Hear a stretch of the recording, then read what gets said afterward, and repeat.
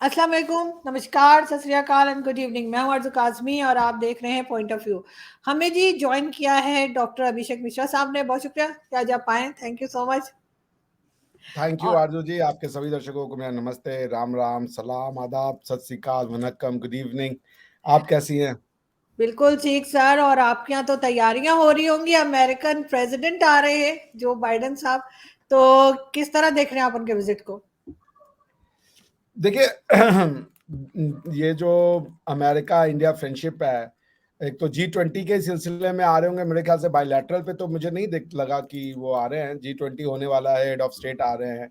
लेकिन जो America India bilateral friendship है, या अमेरिका एंड इंडिया जो रिलेशनशिप है, it is one of the defining relationship of the present century. उसका रीजन ये है कि ये दोनों जो कंट्रीज हैं, एक तो ये कल्चरल सिमिलैरिटीज रखती हैं, एज इन दोनों के वैल्यू सिस्टम सेम है, दोनों की पॉलिटिकल सिस्टम सेम है, दोनों एक दूसरे को समझते हैं पॉलिटिकली, लीगली, सोशली, कल्चरली, हर तरीके से। अगर दो डेमोक्रेसी साथ में आ जाएं, और वो दोनों डेमोक्रेसी आने वाले समय में ये प्रोजेक्टेड है कि ये टॉप 1 और 2 इकोनॉमी होंगे, तो इसका असर दुनिया पे बहुत तरीके से दिखा जाएगा, स्पेशली डेमोक्रेसी को फैलाने में। बिकॉज देखिए, इंडिया जो अपने नेबरहुड में परेशान इंडिया ये है कि इकलौती फंक्शनिंग डेमोक्रेसी है, besieged by all non functioning और शैम डेमोक्रेसी। चाइना तो डिक्लेयर्ड नॉन डेमोक्रेसी है, पाकिस्तान एक शैम डेमोक्रेसी है, नेपाल एक शैम डेमोक्रेसी। आप कह सकती है ऑलमोस्ट, कभी इलेक्शन होता है, कभी नहीं होता है, या कभी कम्युनिस्ट आ जाते हैं, तो उसकी भी कोई गारंटी नहीं रहती है। Sri Lanka is a functioning democracy, but वो इतना साइज उनका छोटा है कि वो थोड़ा इनसिग्निफिकेंट हो जाते हैं इस एरिया के लिए, although as a country it is sovereign and equal to India. So मैं देख रहा हूँ कि it will be a defining moment. देखिए कि अब इसके बाद इंडिया और अमेरिका जो है, या वेस्ट और ईस्ट की दोस्ती क्या रंग लाती है in terms of benefit for India, क्योंकि India has lot to take from America in terms of technology, in terms of international geopolitics में भी इंडिया का बहुत स्टेक है, जिसमें अमेरिका उसको मदद कर सकता है। सो लेट्स सी कि व्हाट इज एट स्टेक। लेकिन कहाँ तक सर आपके ख्याल से ये विजिट जो है वो अमेरिका में होने वाले इलेक्शंस को और भारत में जो इलेक्शंस हो रहे हैं उसके लिए आपके प्राइम मिनिस्टर मोदी जी को जो है कहाँ तक ये चीज़ सपोर्ट करेगी? क्योंकि अमेरिका में हमेशा से, पाकिस्तान में एक बात की जाती है कि वहाँ पे जो लोग इंडियंस रहते हैं उनकी तरफ से का वोट जो है वो भी चाहिए होता है हर इलेक्शन में वहाँ के प्रेसिडेंट को। और साथ साथ फंडिंग भी की जाती है, कहाँ तक सही है वो मैं नहीं जानती, लेकिन बहरहाल ये बात की जाती है कि जो इंडियंस अमेरिका में है उनकी काफी इंपॉर्टेंस बढ़ जाती है इलेक्शंस के दौरान। तो जो इस वक्त प्रेसिडेंट का विजिट है इंडिया में, क्या वो इलेक्शन को लेकर भी कोई बात होगी? अमेरिकन इलेक्शन को लेके कोई बात तो मेरे ख्याल से नहीं होने वाली है, बट हाँ, वो अपील तो जरूर करेंगे। जो डेमोक्रेट के वोटर्स होंगे, जो उनका इंडियन काउकस होगा, उसको तो अपील करेंगे कि भाई हम आए। जैसे आप देखें कि ट्रम्प अपने जो प्रेसिडेंटशिप में उन्होंने वादा किया था कि वो इंडिया और अमेरिका की फ्रेंडशिप को स्ट्रेंथन करेंगे, और वो अमेरिका जरूर जाएंगे, इंडिया जरूर जाएंगे। तो वो भले ही अपने करियर के, मतलब प्रेसिडेंशियल टेन्योर के एकदम लास्ट में आए, but he did come to India. उन्होंने वो इंश्योर किया कि जो इलेक्टोरेट को उन्होंने वादा किया था उसको वो पूरा करें। वहाँ की जो हिंदू रिपब्लिकन कम्युनिटी है, उसको उन्होंने वादा किया था कि आई विल विजिट इंडिया, और वो करेंगे। अब रही बात कि ये इलेक्टोरली कितना बेनिफिशियल होगा अमेरिका के लिए, क्योंकि इंडियन बहुत सिग्निफिकेंट तो नहीं है इन टर्म्स ऑफ वोटर, क्योंकि वो लेस देन 1% है टोटल पॉपुलेशन की जो है वहां पे, उसमें 1% से भी कम है इंडियन की। हाँ, वो इस तरीके से सिग्निफिकेंट है कि they have occupied major intellectual positions and also major financial positions. तो बहुत ही स्ट्रॉन्ग कम्युनिटी है वहां पे। यानी कि आप समझ लीजिए, जो वाइट वहां पे है वो भी इंडियंस पर कैपिटा इनकम से नीचे है। यानी कि एक एवरेज वाइट जो है, मैं कहीं पढ़ रहा था, वो 62-63 हजार डॉलर पर एनम कमाता है। वहीं पे जो इंडियन फैमिली है वो 1,20,000 डॉलर पर एनम कमाती है। तो 50-60 हजार डॉलर का अंतर है, which is a very significant number. So इस तरीके से इंडियन कम्युनिटी काफी एक समृद्ध और काफी प्रॉस्परस कम्युनिटी है। So they can contribute a lot in election funds and all that. But voting wise की ऐसा कोई सिग्निफिकेंट नंबर नहीं है कि एक तरफा वोट कर देंगे तो कॉन्सिक्वेंशियल हो जाएगा किसी भी मिनिस्टर प्रेसिडेंट के लिए। हाँ, बट अगर आपको फंडिंग चाहिए या आपको दूसरे वो चाहिए, तो they will make a difference. और विवेक रामा स्वामी जो है, he is making all right noises. और मेरे ख्याल से वो बिडेन को जो राष्ट्रपति बाइडेन को एक स्ट्रॉन्ग चुनौती देने जा रहे हैं, और he has been touted to be the successor of the Trump, क्योंकि ट्रम्प को अभी आप देखें उनको इंडाइटमेंट प्रोसेस उनका शुरू हो गया है, he has surrendered to the police also. So एक तरीके से विवेक रामास्वामी का रास्ता साफ हो गया है। तो बाइडेन के लिए यानी डेमोक्रेट्स के लिए कितना बेनिफिशियल होगा ये दौरा, पर से I do not know, but हाँ विवेक रामास्वामी के लिए there will be a lot of steam, because Vivek Ramaswamy is getting popular with the local conservative Americans, because he is जिसे कहते हैं ना, he has stuck the tone with the even जो एक Christian community है वहाँ की जो बहुत स्ट्रांग है, उसके साथ भी उनका अच्छा वो मतलब he is striking the notes. तो आई डोंट सी कि कोई बहुत इलेक्टोरली बेनिफिशियल होगा बाइडेन जी का दौरा, because it is essentially G20 के बायलैटरल G20 के मल्टीलैटरल समिट में आ रहे हैं, बायलैटरल समिट में आ भी नहीं रहे हैं, तो he has nothing much to offer to electorate back in America. लेकिन सर अब आपके यहाँ जो है इनसे पहले जो प्रेसिडेंट थे डोनाल्ड ट्रम्प, वो भी आ चुके हैं, उनको भी हमने देखा कि उन्होंने इंडिया का विजिट किया था, बड़ा हंगामा खेज विजिट था, बहुत बातें की गई। आप ये दोनों प्रेसिडेंट जो हैं इनमें क्या डिफरेंस देखते हैं? आपको क्या लगता है कि इस बार कौन आने वाला है अमेरिका में? देखिए, अगर मैं दो क्वेश्चन है आपके, एक मैं कि अगर कंपेयर करूं कि ट्रम्प और बाइडेन के बीच में कौन सा अच्छा रहा इंडिया के लिए और कौन इंडिया के लिए बेनिफिशियल रहा, तो एक अलग क्वेश्चन हो जाएगा। दूसरा कौन आने वाला है, ये भी एक क्वेश्चन है, उसको भी मैं देख सकता हूँ। पहला क्वेश्चन, ट्रम्प और बाइडेन में कौन इंडिया के लिए अच्छा रहा, डेमोक्रेट्स और रिपब्लिकन में कौन अच्छा रहा? तो टेक्निकली देखिए तो इंडिया के लिए एक बाई पार्टीसन अंडरस्टैंडिंग है दोनों में, बिकॉज आप देखें कि बिल क्लिंटन को देख लें तो वो डेमोक्रेट के थे, but he was the one who initiated to to break the ice with India, और उन्होंने कहा था कि इंडिया अमेरिका फ्रेंडशिप को होना ही होगा, बिकॉज ये डिमांड है डेमोक्रेसी की और 21st सेंचुरी को जो अमेरिकन के हिसाब से है। और उसके बाद देखिए जब रिपब्लिकन आए यानी जॉर्ज जो बुश आए, बुश ने भी इसको उतना ही इंपॉर्टेंस दिया। उसके बाद बुश ने तो 123 एग्रीमेंट करवाया, न्यूक्लियर जो एग्रीमेंट है, यानी कि इंडिया को स्पेशल एक सहूलियत दी कि जो न्यूक्लियर नॉन वेपनाइज एनर्जी है या न्यूक्लियर टेक्नोलॉजी है, उसका इंडिया के साथ ट्रेड किया जा सके। Although that's a different thing कि हम उसको उस तरीके से यूज नहीं किए, और हमने अमेरिका के जगह जाकर के फ्रांस के साथ कुछ एक डील करने की कोशिश की और कुछ रशिया के साथ। So Bush even went out of the way to strengthen India America ties. तो डेमोक्रेट्स और ये दोनों ही इंडिया के लिए एकदम समझ लीजिए इनके में बाई पार्टीशनशिप एक अंडरस्टैंडिंग है अमेरिका में, कि अमेरिका को अगर लॉन्ग टर्म में अपनी ये जो international law, rule of law based international legal order को मेंटेन करना है, तो India has to play a very prominent role. And given that कि इंडिया के साथ धोखा होने का चांसेस कम है, क्योंकि बीइंग डेमोक्रेटिक सेटअप दोनों की थॉट प्रोसेस सेम है, दोनों की एक्सपेक्टेशन सोसाइटी एक दूसरे से सेम है, सिवाय इसके कि भाई एक दूसरे को बेहतर करने के लिए कुछ अगर वो अंडर द स्लीव्स कुछ कार्ड रखें तो बात अलग है, otherwise there will be a consensus. So अब बाइडेन और ट्रंप में कौन बेहतर था? Far better. Trump was an eccentric man, Trump was a narcissist. Trump ने सिर्फ एक स्टेटमेंट दिया था जिसकी वजह से वो इंडिया में बहुत फेमस हो गया, वो ये था कि we will fight radical Islam. तो इंडिया में ये बात काफी रेजोनेट कर गई, because India has been a sufferer of radical Islam itself. तो वो वजह से वो काफी लोकप्रिय हो गए, but otherwise he has made everything to harm India, he has taken lot of decision to harm India. Harley Davidson को लेकर के जो इशू हुआ था, जिसमें उन्होंने कह दिया था कि मैंने हार्ले डेविडसन के ऊपर वो 100% लगाते हैं हमारी मोटरसाइकिल पे, जबकि उनकी मोटरसाइकिल आती है हम नहीं लगाते हैं उतना। फिर उन्होंने बोला मैंने मोदी को बोला हार्ले डेविडसन के लिए, तो मोदी ने बोला हमने क्या नाम है अफगानिस्तान में बहुत हेल्प किया, हमने अफगानिस्तान में लाइब्रेरी बनाई है। सो ही सेड कि आई वाज डम स्ट्रक कि भाई ये लाइब्रेरी का क्या काम है? बोले मैं हम वहाँ बिलियंस ऑफ डॉलर स्पेंड कर रहे हैं मिलिट्री एक्सपेंडिचर, और इंडिया जो है वो 100 मिलियन डॉलर की लाइब्रेरी और ये सब बना के वो ज्यादा पॉपुलर हो गया है। सो ही और उन्होंने फिर इंडिया का वो स्पेशल स्टेटस था जो एक क्या नाम है डेवलपिंग इकोनॉमी का WTO में ट्रेड में जो मिलता था, उसको भी उन्होंने रिवोक किया। So Trump was a bad news for India all along. Trump was a very very bad news for India. Whereas अगर आप इनको देखें क्या नाम है बाइडेन साहब को, तो Biden has done some substantive work. Biden himself is a kind of Indophile, क्योंकि उन्होंने अपनी जवानी के कुछ दिन बंबई मुंबई में गुजारे, उनकी शायद कोई इंडियन गर्लफ्रेंड भी रही थी या किसी इंडियन से उनको प्यार हो गया था, वो बताते हैं। तो he has a soft corner for India and he has done a lot for India, lot.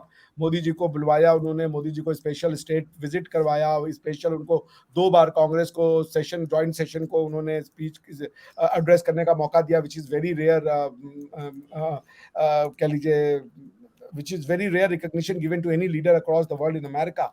सो उन्होंने मोदी जी के लिए आउट ऑफ द वे जाके काम किया है, और इसमें कोई शक नहीं, काटसा से इंडिया को उन्होंने छूट दिलवाई। उसके बाद जो जो इंडिया का रवैया रहा यूएन में यूएसएसआर को रशिया को लेकर के, उस पर भी फिर उन्होंने कोई बहुत ज़्यादा मतलब रिएक्शंस नहीं दिखाए या कोई बहुत ज़्यादा आर्म ट्विस्टिंग नहीं की इंडिया के साथ। आर्टिकल 370 भी देख लें आप, almost it went silent, America ने कुछ खास नॉइजेस नहीं किए, जबकि ये था कि अगर ये आएंगे बाइडेन साहब तो वो डेंजरस होगा, बिकॉज की जो इनकी डेप्यूटी प्रेसिडेंट हैं, वाइस प्रेसिडेंट हैं इनकी, Kamala Harris ji, she had a different stance regarding the Kashmir, but she also softened. उन्होंने भी आर्टिकल 370 को लेके आने के बाद कोई बहुत ज़्यादा नॉइजेस नहीं की। So overall, Biden has been a much better much better president for India with compared to Trump. अब ये है कि आने वाला कौन है, तो ये तो बड़ा मुश्किल की बात है, but Vivek Ramaswamy is a prominent candidate, is a very very prominent candidate. लेकिन सर करप्शन के केसेस तो जो बाइडेन और उनके बेटे के ऊपर भी हैं, आपको लगता है कि ये करप्शन के केसेस जो हैं ये इनको कोई नुकसान पहुंचा सकते हैं इलेक्शंस में? देखिए, बाइडेन और इनके तो ट्रंप ने बहुत बुरी तरीके से इस बात को उठाया था, उनका यूक्रेन में उनके बेटे का जो इन्वेस्टमेंट था और दूसरी जो चीजें थी उसको लेकर के बाइडेन को बड़ी बुरी तरीके से घेरा था उन्होंने, क्या नाम है, प्रेसिडेंट ट्रंप ने।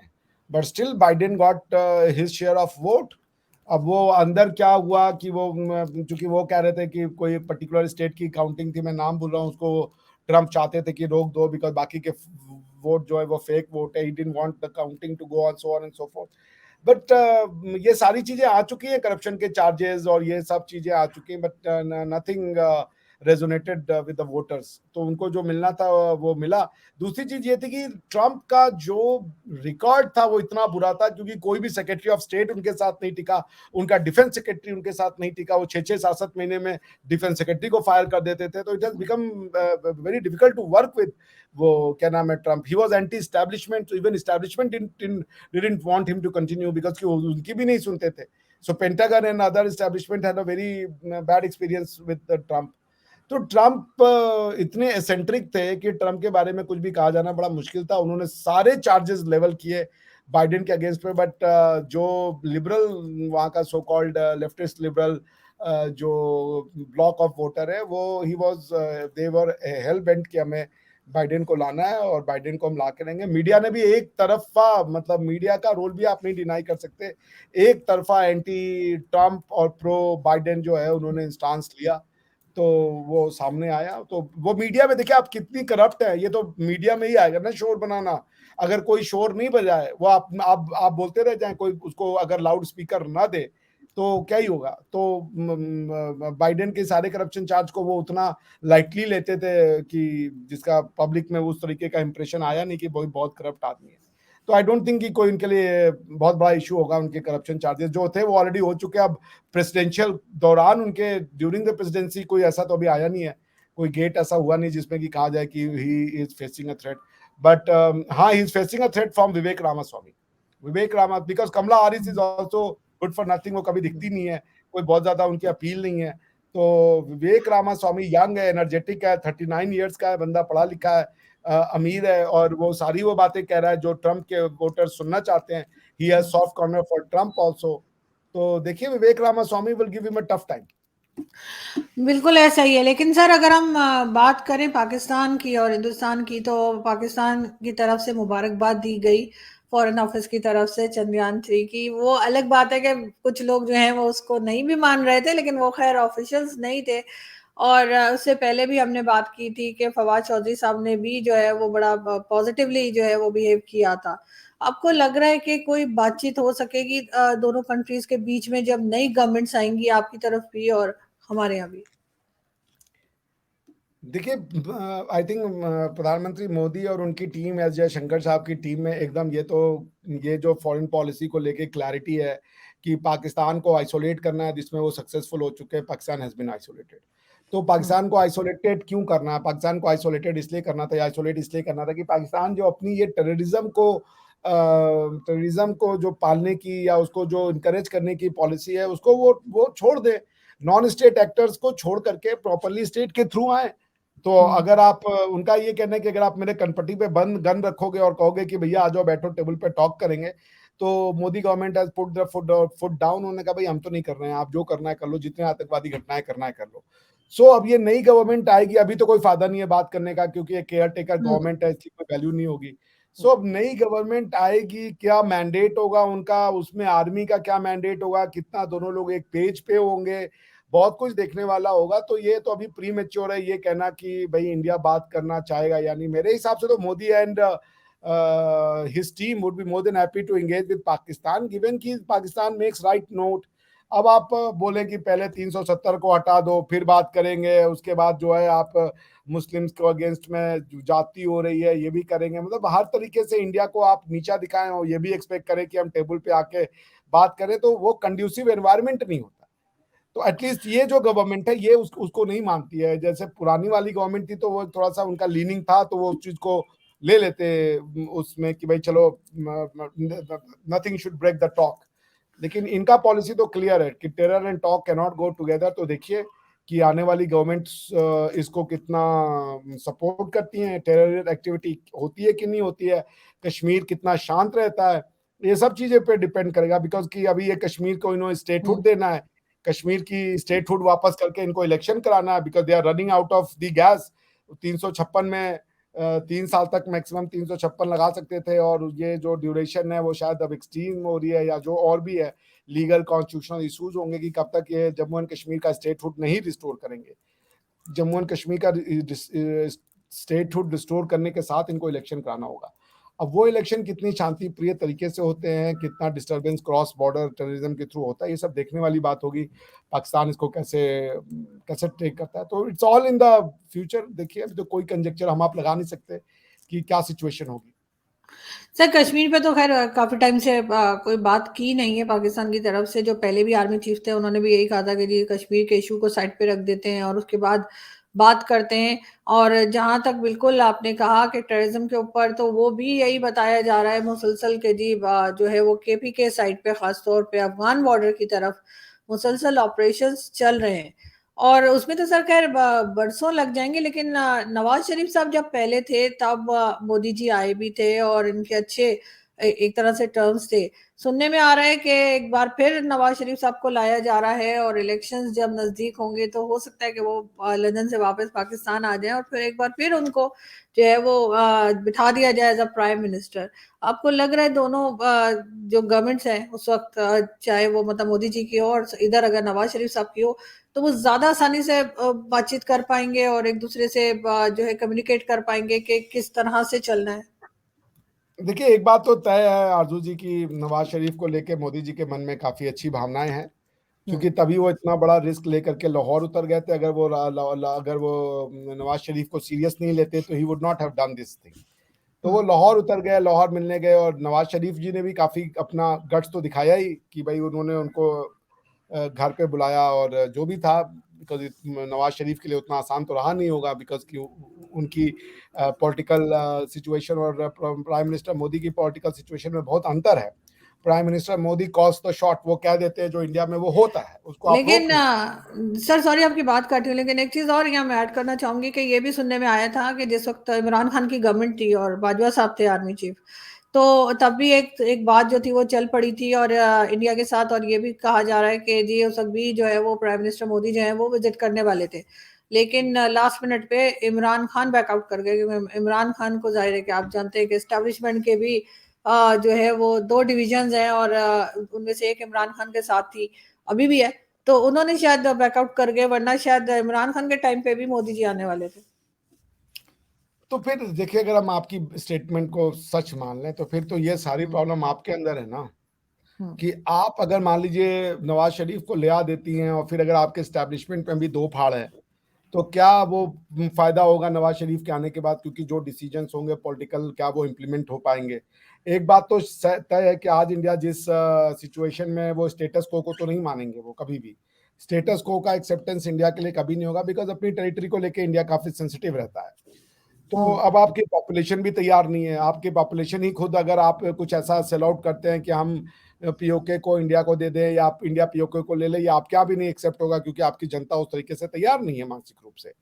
तो फिर क्या और मॉडल हो सकता है आउट ऑफ द बॉक्स, जाके दोनों लीडर्स क्या सोच सकते हैं मुझे नहीं पता, बट आई थिंक कि इंडियन, आप नया भी देखें, जो जो ये नया डिक्लेयर हुआ है, जो डिलिमिटेशन के बाद उन्होंने जम्मू एंड कश्मीर के एरिया का भी सीट इंक्लूड किया हुआ है, और उस पर उन्होंने कहा कि हम इलेक्शन कराएंगे जब वो वापस मिलेगा। तो इतनी कॉन्स्टिट्यूशनल डिफरेंसेस हैं दोनों कंट्रीज में कि अगर कोई दो लीडर आ भी जाए, क्योंकि उन्होंने अपनी जनता को इतना अपोजिट बना दिया है, इतना अपोजिट बना दिया है एक दूसरे के अंडरस्टैंडिंग में, कि इंडिया में तो फिर भी जो वो कहेंगे प्राइम मिनिस्टर, वो चल जाएगा।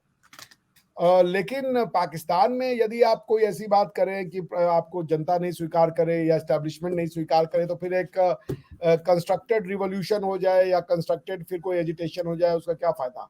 बट आई एम होपफुल कि प्रधानमंत्री नवाज शरीफ और प्रधानमंत्री वजीर आजम नवाज शरीफ और प्रधानमंत्री मोदी के बीच में एक अच्छी कैमरेडरी रहेगी, प्रोवाइडेड कि अगर आपकी जो इस्टेब्लिशमेंट है और जो दूसरे अनसीन फोर्सेस हैं, सिर्फ इस्टेब्लिशमेंट से तो नहीं होता ना, दूसरे जो अनसीन फोर्सेस हैं वो कितना कितना बैक सपोर्ट देते हैं इनको, आपका नवाज शरीफ साहब को।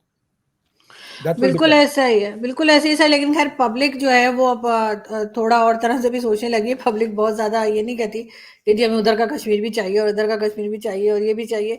पब्लिक बेचारी बिजली के बिल जला रही है और पब्लिक का हाल बहुत ख़राब है, और मुझे नहीं लगता कि पब्लिक इस तरह की पॉलिटिक्स में पड़ेगी। लेकिन खैर ये एस्टेब्लिशमेंट और उसकी जंग है, ज़ाहिर है गवर्नमेंट की, एस्टेब्लिशमेंट की, उनका किया धरा है जो भी हो रहा है। देखते हैं सर आगे किस तरह से बढ़ते हैं। बहुत शुक्रिया सर कि आपने आज ज्वाइन किया। Thank you.